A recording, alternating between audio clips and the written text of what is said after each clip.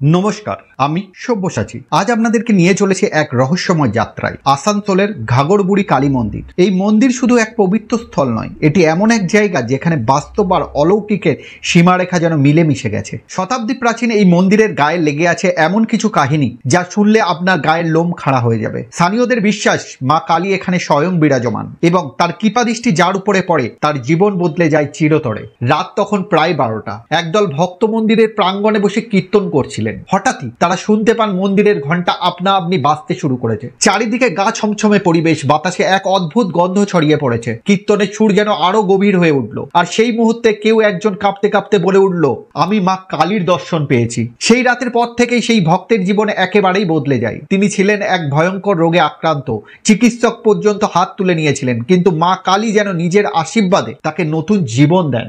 যেই মায়ের কাছে প্রাণ খুলে প্রার্থনা করে সে কখনো খালি হাতে ফেরে না। এমনকি অনেকে দাবি করেন তারা মায়ের স্বপ্নাদেশ পান এবং পরের দিন তা সত্যি হয়ে যায়। ঘাগরবুড়ি কালী মন্দিরের এই অলৌকিক ঘটনাগুলি আজও এক রহস্য। ভক্তদের হৃদয়ে গভীর বিশ্বাস, আর সেই বিশ্বাসে এই মন্দিরকে এক মহাশক্তির কেন্দ্র করে তুলেছে। আপনি কি কখনো এই মন্দিরে গিয়েছেন? কোনো অভিজ্ঞতা থাকলে আমাকে জানান। আমি সব্যসাচী আবার ফিরবো নতুন এক রহস্যময় গল্প নিয়ে। জয় মা কালী।